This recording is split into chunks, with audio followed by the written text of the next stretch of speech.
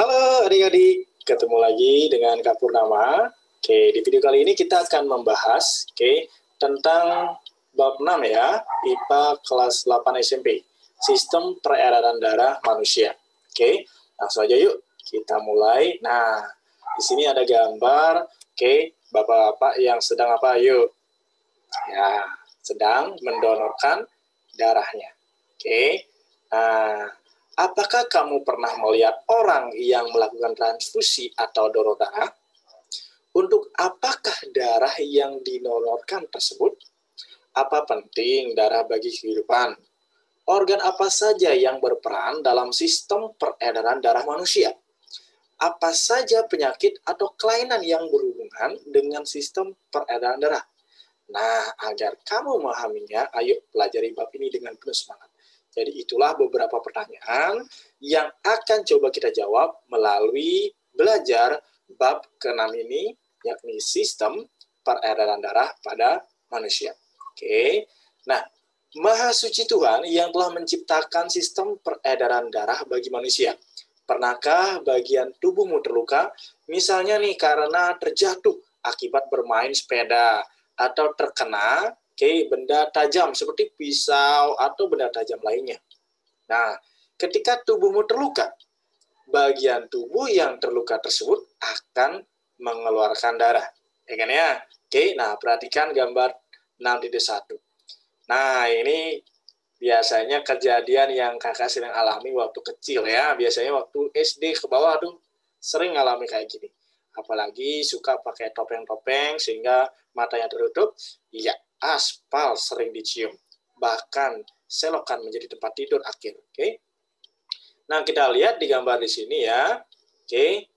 Lututnya terluka ya. Anggap saja ini si codet ya. Kaki atau lututnya lebih tepatnya itu terluka. Nah, anak terjatuh dari sepeda dan terjadi luka pada lutut. Nah, setelah beberapa lama, darah yang awalnya keluar dari tubuh dapat terhenti. Bagaimana hal tersebut dapat terjadi? Apa yang terjadi dengan tubuhmu jika darah keluar secara terus-menerus? Tentu, jika darah keluar secara terus-menerus, kamu akan kekurangan darah. Tentu kita wajib bersyukur atas adanya mekanisme pembekuan darah. Sehingga darah tidak terus keluar dari tubuh. Apakah kamu pernah berpikir, apa akibatnya jika kekurangan darah? Apa sebenarnya fungsi darah bagi tubuh kita? Nah, bagaimana proses pembekuan darah? Darah pada tubuh manusia berfungsi untuk mengangkut nutrisi, oksigen, hormon, dan senyawa kimia lain ke seluruh sel-sel serta mengangkut karbon dioksida dan sisa metabolisme untuk dikeluarkan dari tubuh.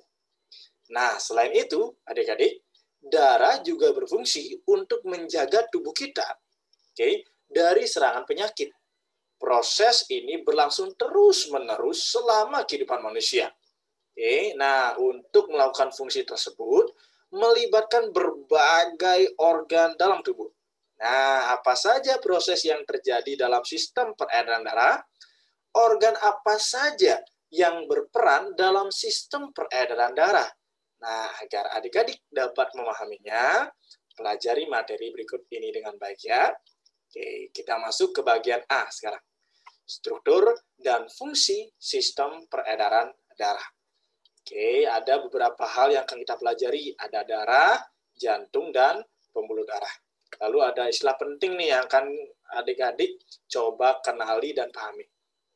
Di SD mungkin udah dapat sih ya. Di sini ada istilah eritrosit, leukosit, trombosit, plasma darah, hemoglobin, atrium, ventricle, arteri, dan vena. Mengapa penting sih? Mempelajari materi ini akan membantumu memahami komponen penyusun darah dan fungsinya serta organ-organ yang berperan dalam sistem peredaran darah. Tentu ini menjadi khasanah ilmu baru ya bagi adik-adik sehingga tahu bagaimana sih darah itu, apa saja nanti ya komponen-komponen darah dan bagaimana mekanisme Darah kok bisa membeku? Tentu itu akan pelajari. Oke. Baik, kita masuk ke bagian yang pertama, darah. Oke. Darah merupakan jaringan ikat yang berwujud cair dan tersusun atas dua komponen utama, yaitu plasma dan elemen seluler. Perhatikan gambar 6.2. Ini gambar 6.2 ya. Adik-adik, secara garis besar, komponen darah itu dibagi menjadi dua kan ya. Ada plasma dan elemen seluler. Ini dia. Nah, plasma, itu membentuk 55%. 55%. Lalu ada elemen seluler, itu 45%. Plasma itu terdiri dari atas apa saja? Nah, komposisinya ada air, itu berfungsi sebagai pelarut untuk membawa senyawa lain. Lalu ada garam-garam, ya, kalium, natrium, kalsium, magnesium, ya, klorida dan juga bikarbonat. Fungsinya apa? Itu untuk keseimbangan osmotik, ya, buffer, pH, dan mengatur permeabilitas membran. Lalu ada protein plasma, yang terdiri atas albumin, fibrinogen, imunoglobin, atau antibodi ya. Ini berfungsi untuk keseimbangan osmotik, buffer pH, pembekuan darah, dan sistem pertahanan. Lalu ada senyawa yang ditransportasikan darah. Nutrisi, yaitu glukosa, asam lemak, dan vitamin. Lalu ada produk sisa metabolisme. Kemudian gas-gas respirasi, oksigen atau O2, dan karbon dioksida atau CO2, dan hormon-hormon. Nah, kemudian ada elemen seluler. Elemen seluler ini kalau bisa dibilang adalah bagian padatnya. Kalau plasma ini bagian cairnya, kalau elemen selulernya inilah bagian padat dari darah. Ada eritrosit, itu yang pertama ya, dari elemen seluler. Sel darah merah. Jumlahnya per 1 mm kubik itu 5-6 juta sel darah merah.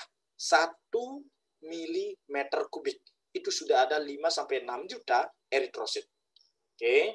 Nah, ini juga menjadi salah satu penyebab kenapa darah kita berwarna merah, karena ada sel darah merah. Setiap 1 mm kubik udah ada 5-6 juta. Dia yang memberikan kesan warna merah. Fungsinya apa? Untuk transport oksigen dan karbon dioksida. Lalu ada leukosit, sel darah putih. Itu 5.000 sampai 10.000 leukosit itu ada dalam 1 mm kubik. Ya, fungsinya apa? Pertahanan dan kekebalan. Ya, ini yang bisa dibilang antibodi biar kita nggak semudah kena penyakit ya. Nah, ada beberapa jenis leukosit. Ada basofil, kemudian neutrofil, eosinofil, ya, limfosit, dan monosit. Lalu ada terakhir trombosit, atau bahasa Indonesianya adalah keping darah. Ya, itu terdiri 250.000 sampai 450.000 ya. Itu sudah ada dalam 1 mm kubik. Ya. Dia berfungsi untuk pembekuan darah. Nah, berarti udah ketahuan nih. Mana yang berfungsi untuk membekukan darah? Trombosit nanti ya. Ini hati-hati, sering keluar nih biasanya di ulang harian ataupun di UAS. Ini dia komponen penyusun darah ya berarti ya. Nah, agar dapat kamu memahami komponen penyusun darah, ayo coba simulasikan dengan melakukan aktivitas 6.1 berikut. Ayo kita lakukan aktivitas 6.1 model komponen penyusun darah. Jadi kita akan memodelkan komponen penyusun darah. Kita kan udah dapat teorinya ya yang ini ya, komponen darahnya. Coba kita akan simulasikan. Apa yang kamu perlukan? 1 buah tabung reaksi. Lalu 3 buah pipet tetes. Lalu 3 gelas ukur. Minyak goreng, air, pewarna makanan, pelumas mesin atau oli. Apa yang harus adik-adik lakukan?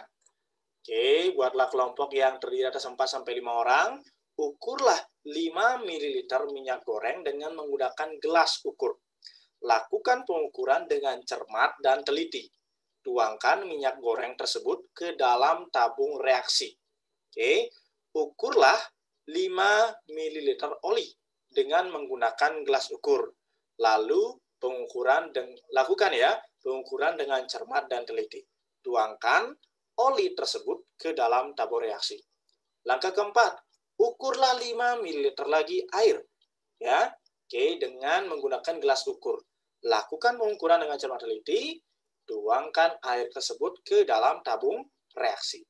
Yang kelima, tambahkan beberapa tetes zat warna kue pada campuran minyak goreng, oli, dan air. Tutuplah ujung tabung reaksi dengan cara menyumbat bagian mulut tabung reaksi dengan menggunakan ibu jari. Kocoklah beberapa saat hingga seluruh komponen tercampur dengan cukup sempurna. Lakukan dengan hati-hati agar tabung reaksi tidak terjatuh ya adik-adik. Nah, yang ke-8, diamkan tabung reaksi beberapa saat. Biarkan hingga larutan terpisah agar kamu mendapatkan hasil yang tepat. Lakukan kegiatan ini dengan cermat dan teliti. Oke, apa yang perlu kamu diskusikan? Ada berapa lapisan yang terbentuk pada campuran tersebut? Gambarlah lapisan yang terbentuk dalam tabung reaksi tersebut. Analogikan setiap lapisan yang terbentuk dengan komponen-komponen penyusun darah. Oke, nah kira-kira ada berapa nih dari bahan-bahan yang kita campurkan? Ya, berarti kita campurin ada air, minyak goreng, lalu ada pewarna makanan, dan pelumas mesin atau oli. Oke, itu semuanya kan termasuk ke zat cair ya. Nah, kalau kita campurin, otomatis yang berada paling bawah, secara ilmiah, yang akan berada paling bawah, itu adalah yang memiliki massa jenis paling besar. Kira-kira coba dicari dulu, yang manakah memiliki massa jenis paling besar? Air, oli, minyak goreng, atau zat warna makanan itu. Oke, nah berdasarkan data, yang memiliki massa jenis paling besar, itu adalah air. Apakah massa jenisnya sama dengan zat cair yang lain? Misalnya air dengan oli dan juga minyak goreng? Berbeda. Nah, ketika massa jenisnya itu berbeda, adik-adik, maka akan terbentuk lapisan. Jadi cairan tersebut tidak akan menyatu. Sama kayak air dengan minyak, itu nggak pernah bisa bersatu. Karena apa? Massa jenisnya berbeda. Nah, air itu paling besar, berarti dia akan berada paling bawah. Kemudian yang kedua lebih kecil daripada air ya. Nanti kita dapat seperti ini ya. Yang paling bawah itu adalah air, lalu di atasannya itu apa? Di atasannya adalah oli. Lanjut di atasannya baru minyak. Yang terakhir ya baru zat warna makanan. ZMW ya. ZWM ya. Nah, berarti terbentuk ya 4 lapisan. Ya, analogikan setiap lapisan yang terbentuk dengan komponen penyusun darah. Berarti kalau bisa kita analogikan, berarti air ini adalah plasma darah ya. Plasma darah. Terus yang oli ini yang oli ini kita analogikan sebagai eritrosit ya, eritrosit. Lalu minyak ini kita analogikan sebagai leukosit. Nah, yang terakhir ini berarti kita analogikan sebagai trombosit. Nah, itu ya. Nah, sudah deh kita dapatkan penyelesaiannya. Kita lanjut. Plasma darah merupakan cairan ekstraseluler, yang mengandung zat-zat terlarut. Sedangkan elemen seluler tersusun atas sel-sel darah. Apabila darah yang terdapat di dalam tabung reaksi disentrifugasi, diputar ya artinya, dengan kecepatan tertentu, sel-sel darah akan berada pada bagian dasar, sedangkan plasma berada pada bagian atas. Oke, darah tersusun atas 55% plasma darah dan 45% itu terdiri atas sel-sel darah. Secara normal, lebih dari 99% sel-sel darah tersusun atas sel darah merah, eritrosit, dan sisanya itu tersusun atas sel darah putih, leukosit, dan keping darah, trombosit. Gimana nggak banyak 99%? Orang 5-6 juta, itu setiap 1 mm kubik terdiri atas eritrosit. Oke, ya. Bandingkan dengan yang lainnya, yang cuma beberapa ribu atau beberapa puluh ribu. Ya, ini gambarannya ya. Oke, ada sel darah merah, sel darah putih, warnanya putih, keping darah. Ini didominasi oleh warna ungu. Oke. Nah, kita akan rinci per komponen ya. Plasma darah. Nah, plasma darah itu tersusun atas 91,5% air, H2O, dan 8,5% zat-zat terlarut. Oke, zat-zat terlarut tersebut tersusun atas protein dan zat-zat lain. Oke, nah protein-protein yang terlarut dalam plasma itu antara lain albumin, fibrinogen, dan globulin yang sering disebut sebagai protein plasma. Oke, nah zat-zat lain yang terlarut dalam plasma darah antara lain sari makanan, mineral, hormon, antibodi ya, dan zat sisa, metabolisme, urea, dan karbon dioksida. Nah, yang kedua, sel darah merah atau eritrosit. Sel darah merah berbentuk bulat pipih dengan bagian tengahnya itu cekung, bikonkav. Ya, sel darah merah tidak memiliki inti sel. Ya, warna merah pada sel darah merah disebabkan adanya hemoglobin atau Hb dalam sel darah merah. Jadi penyebab yang membuat dia warna merah itu adalah hemoglobin. Nah, jelas ya. Nah, hemoglobin merupakan suatu protein yang mengandung unsur besi.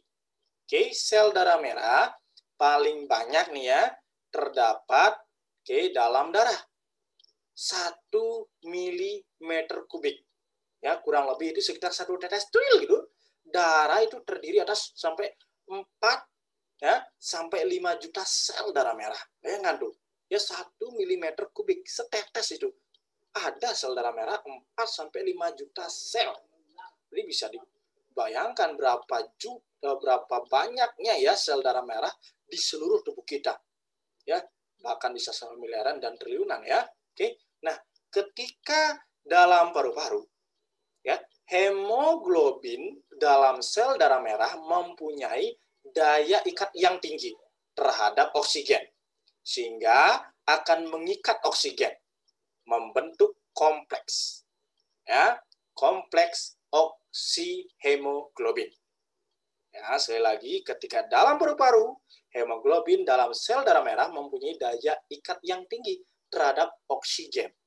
Ya, berikatannya oksigen dengan hemoglobin membentuk ya oksihemoglobin.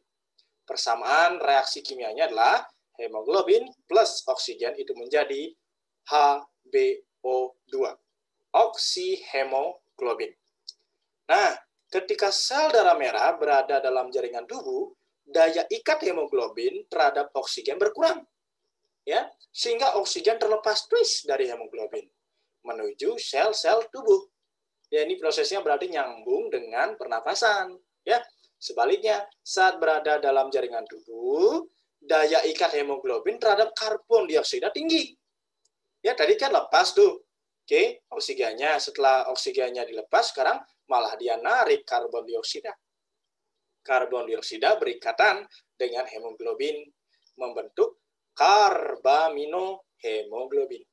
Ya, persamaan reaksi kimianya hemoglobin plus karbon dioksida, oke, menjadi HbCO2, ya, karbaminohemoglobin. Nah, sel darah merah yang mengandung karbaminohemoglobin selanjutnya menuju paru-paru. Ya, di dalam paru-paru karbon dioksida dilepaskan untuk dikeluarkan dari tubuh. Masih ingatkah adik-adik di mana sel darah merah dibentuk? Ya, sel darah merah dibentuk di dalam sumsum merah tulang. Oke, namun selama dalam kandungan ya pada saat kalian masih janin ya dikandung oleh ibu, sel darah merah itu dibentuk dalam hati dan limpa. Ya, sel darah merah hanya berusia sekitar 100 sampai 120 hari. Sel yang telah tua akan dihancurkan oleh sel makrofag di dalam hati dan limpa. Oke, mungkin ini menjadi salah satu alasan dan dasar kenapa kita donor darahnya itu adalah 3 bulanan dulu ke atas baru boleh donor lagi. 120 hari kan? Oke. Itu 3 bulan lebih kan? 100 hari sampai 120 hari. 3 sampai 4 bulan baru kita donor lagi ya. Jadi biar prosesnya tidak terlalu cepat untuk mendonorkan darah yang masih muda kayak gitu ya. Oke, nah selanjutnya di dalam hati hemoglobin dirombak, kemudian dijadikan bilirubin.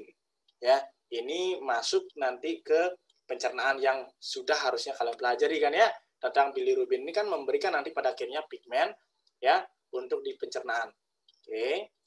Kemudian kita lanjut ke sel darah putih atau leukosit. Berbeda dengan sel darah merah, ya, sel darah putih memiliki bentuk yang tidak tetap atau bersifat ameboid, ya, dan mempunyai inti. Jumlah sel darah putih tidak sebanyak jumlah sel darah merah kan ya.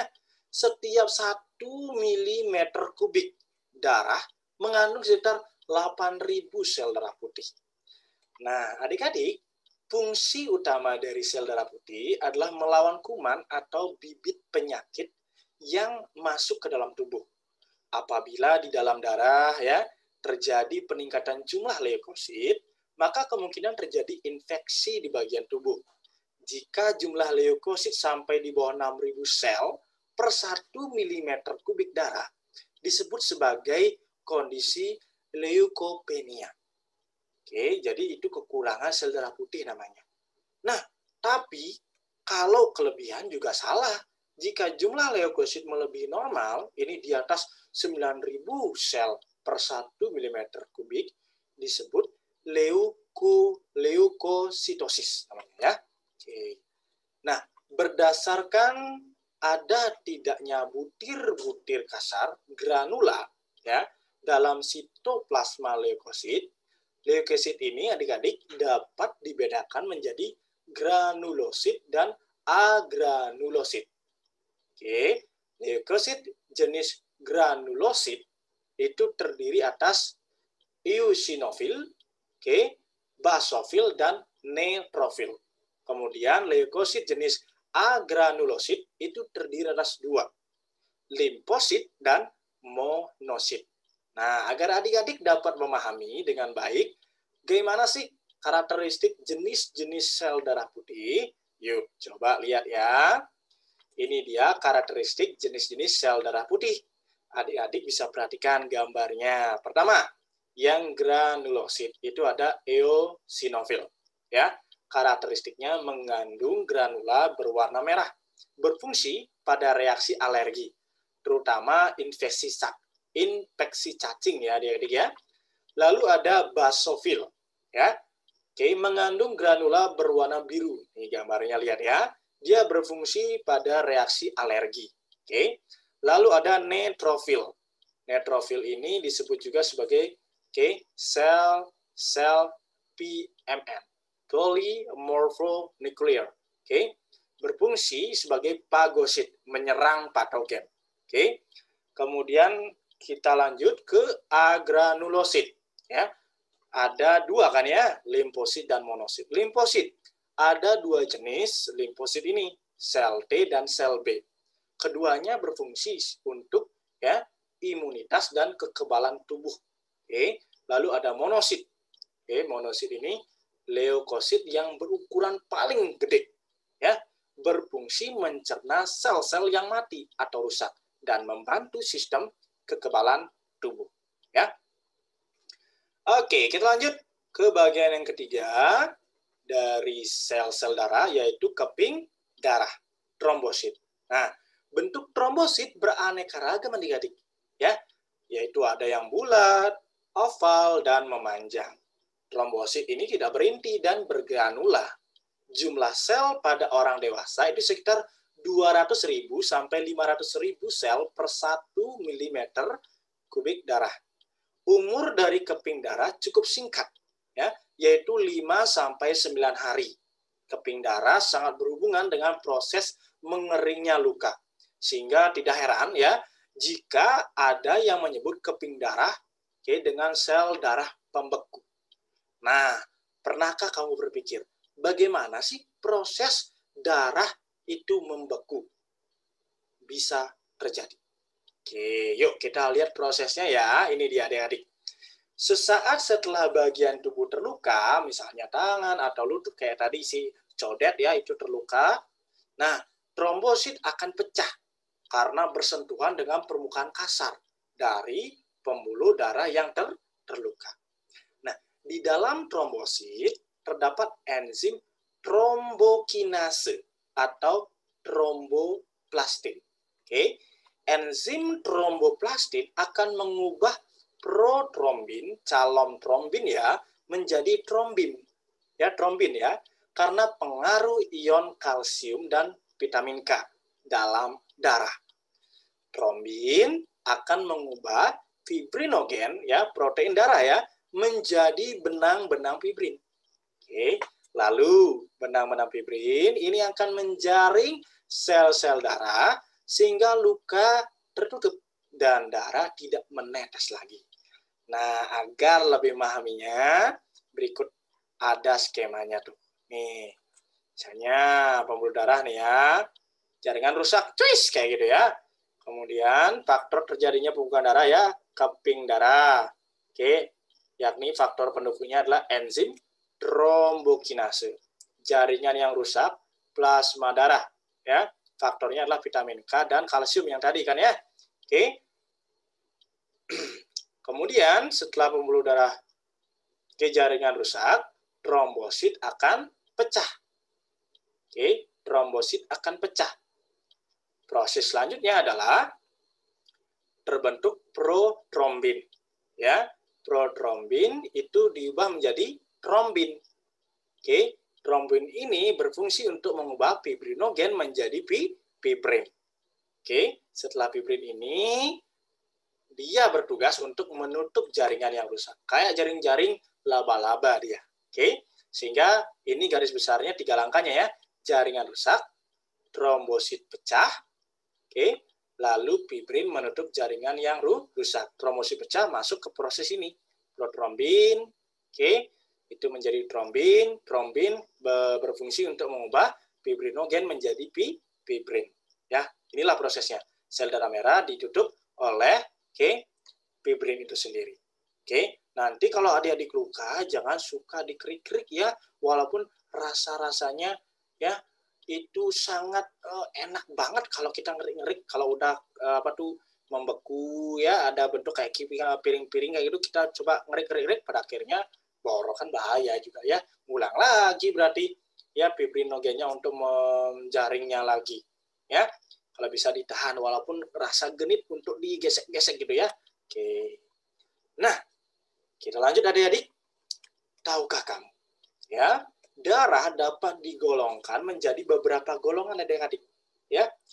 Nah, ada sistem penggolongan darah namanya. Darah dapat dikelompokkan berdasarkan sistem ABO ya, ABO, kemudian sistem Rhesus dan sistem MN.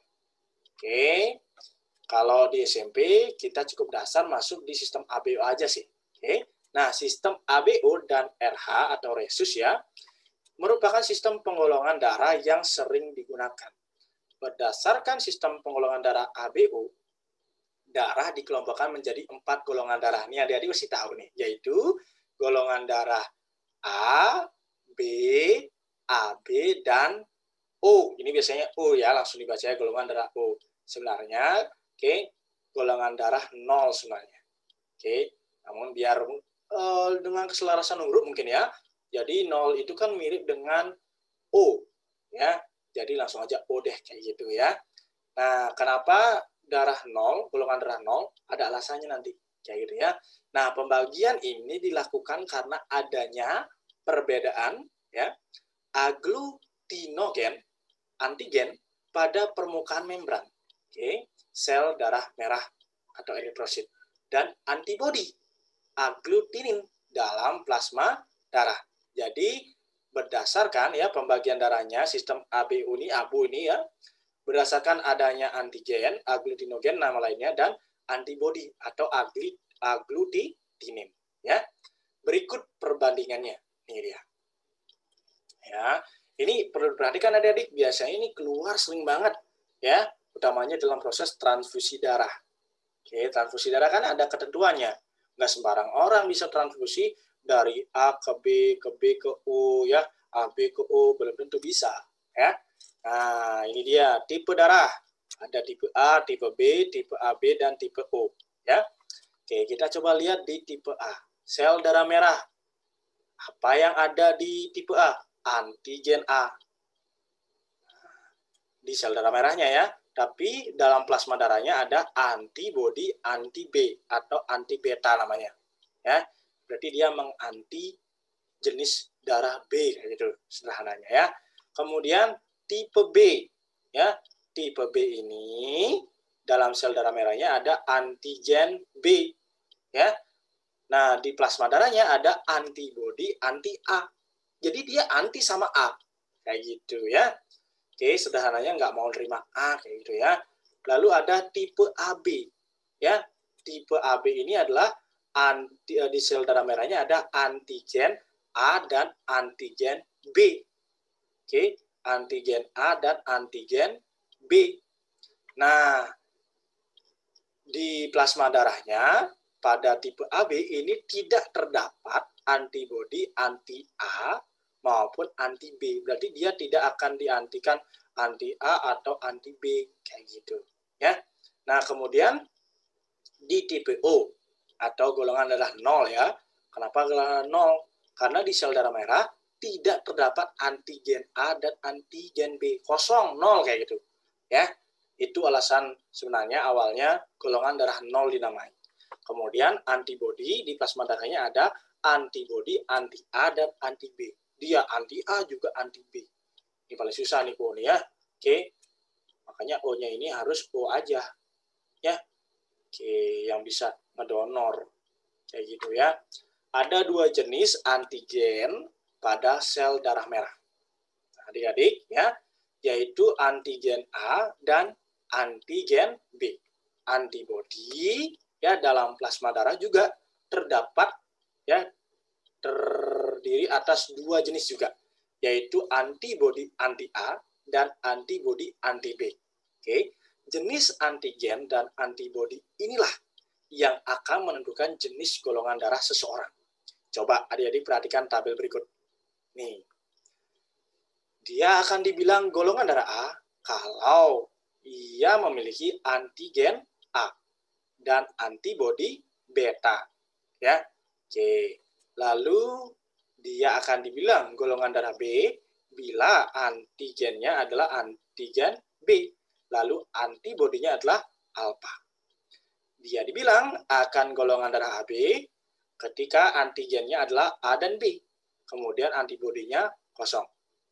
Dia akan dibilang golongan darah 0 atau O ya bila antigennya kosong, tidak ada apa-apa. Lalu antibodinya adalah anti alfa dan beta. Nah, adik-adik, sistem penggolongan darah resus ya, ini adalah kelanjutan dari sistem golongan darah abu ya. Nah, dapat digolongkan menjadi 2 kelompok, yaitu resus positif dan resus negatif. Disingkat dengan RH+ dan RH-. Golongan darah ya seseorang dapat dikelompokkan berdasarkan dua sistem penggolongan darah, baik sistem golongan darah AB dan rhesus. Misalnya nih, ya, seseorang yang memiliki golongan darah A, ada yang rhesusnya positif dan ada yang rhesusnya negatif. Jadi, selain ada golongan darah AB, dirinci lagi. Misalnya golongan darahnya A, dia juga dirinci lagi. A-nya rhesus positif atau A-nya rhesus negatif, kayak gitu. Ya. Nah, adik-adik, kita harus mengetahui golongan darah, ya, karena golongan darah sangat penting pada proses transfusi darah atau perpindahan darah dari satu orang ke orang lain. Transfusi darah adalah proses pemindahan darah dari donor pemberi, ya, ke resipien atau penerima darah, penerima donor. Jika seseorang mendapatkan transfusi darah dari donor yang golongan darahnya berbeda dengan golongan darah resipien, akan menimbulkan bahaya bagi resipien. Ya, darah resipien dapat mengalami pembekuan atau menggumpal ya karena berbeda darahnya dan dapat menyebabkan kematian. Makanya nggak bisa sembarangan untuk mendonorkan darah. Ya, oleh karena itu dalam transfusi darah harus disesuaikan jenis golongan darah, baik golongan berdasarkan AB maupun rhesusnya. Misalnya, nih, kamu memiliki golongan darah A rhesus positif.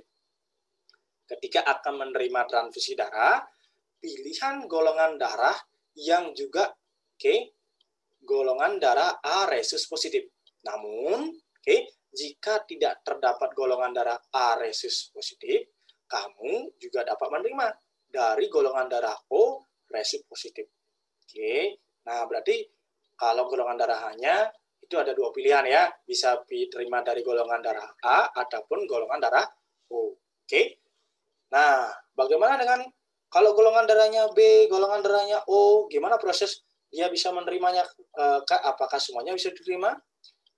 Coba kita lihat ini tabelnya 6.3 ya.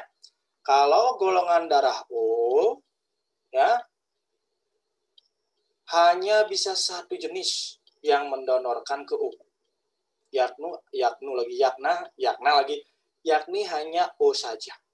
Ya, ini karena di golongan darah O kan ada antibodi A dan anti B, alfa dan beta ya, berarti dia akan menangkis golongan darah yang lain. Dia hanya akan menerima golongan darah O saja. Kayak gitu, ya. Sedangkan golongan darah A, dia bisa menerima golongan darah A karena sama ya, dan golongan darah O. Ya, kenapa bisa menerima golongan darah O atau 0? Ya, karena golongan darah 0 kan tidak memiliki antigen A. Ya, antigen A ataupun antigen B. Sedangkan kalau golongan darah A kan itu memiliki antibodi B kan, golongan darah O kan nggak memiliki antigen B, ya, sehingga dia bisa masuk kayak gitu, ya. Kemudian B, golongan darah B ya, pilihan pertama ya B karena sama ya, pilihan kedua O lagi, bisa O-nya ke B.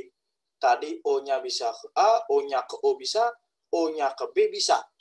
Kenapa? Sekali lagi, karena di O tidak memiliki antigen A ataupun antigen B. Di B kan antibodinya adalah antibodi A kan? Nggak ada di O. Jadi tidak diantikan, tidak ditangkis, bisa masuk. Lalu golongan darah AB. Nah, ini paling lengkap nih. Bisa dari AB, bisa dari A atau B, pilihan ketiganya bisa dari O. Kenapa seperti itu? Karena di AB tidak memiliki antibodi anti A atau anti B, semuanya bisa diterima kayak gitu ya. Oke. Wih, berarti O-nya bisa kemana saja ya. Nah, ada hal unik berarti kita temukan ya. O-nya itu bisa menerima semua. O-nya hanya bisa menerima satu ya, itu satu. Kemudian O-nya bisa didonorkan ke semuanya ya, khusus ke O berarti itu yang pertama ya. O-nya bisa didonorkan ke semuanya. Lalu yang kedua, AB-nya itu bisa menerima semuanya. Sekali lagi, O-nya bisa didonorkan ke semuanya. AB-nya, itu yang pertama, AB-nya, yang kedua sekarang AB-nya, itu bisa menerima semuanya. Nah, berdasarkan tabel 6.3, kamu dapat mengetahui bahwa golongan darah AB dapat menerima darah dari resipien golongan darah apapun. Oke, nah karena dia bisa menerima dari semuanya, oleh karena itu golongan darah AB disebut dengan resipien universal. Oke, sebaliknya golongan darah O dapat menjadi donor bagi semua, karena bisa kemana saja kan? Nah, oleh karena itu, golongan darah O disebut sebagai donor universal. Nah, adik-adik, meskipun secara teorinya, golongan darah AB dapat menerima dari semua golongan darah, akan tetapi, ya, pada praktiknya tim medis selalu mengusahakan golongan darah yang sama pada saat transfusi darah.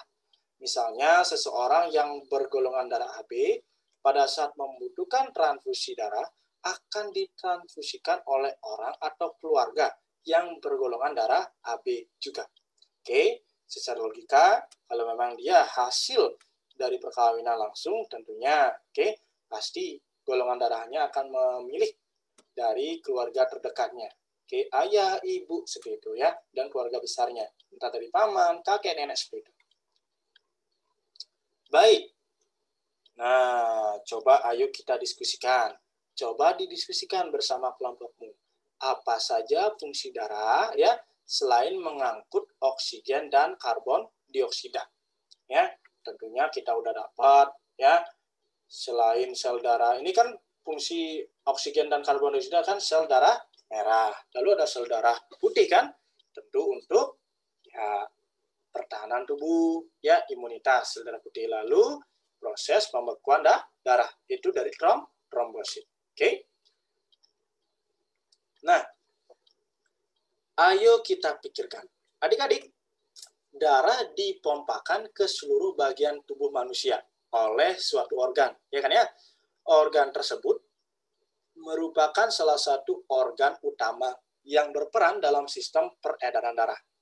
Organ ini berfungsi untuk memompa darah ke seluruh bagian tubuh manusia, termasuk memompa darah ke seluruh ruangan yang ada pada organ tersebut. Nah, jika kalian ingin merasakan kerja dari organ tersebut, coba sekarang ya pegang dada kalian. Apa yang dapat kalian rasakan? Adakah bagian yang berdenyut? Tahukah kalian apa nama organ tersebut? Ya tentu ya. Oke, kalian bisa jawab. Apa? Jantung. Ya, dia berdenyut. Apa sih hubungannya dengan darah? Nah, itulah yang akan kita pelajari pada bagian yang kedua, yakni jantung dan pembuluh darah. Oke, baik adik-adik, itu dia bagian pertama dari bab ke-6 ini tentang sistem peredaran darah manusia. Oke, sampai jumpa di video selanjutnya. Semangat selalu belajarnya.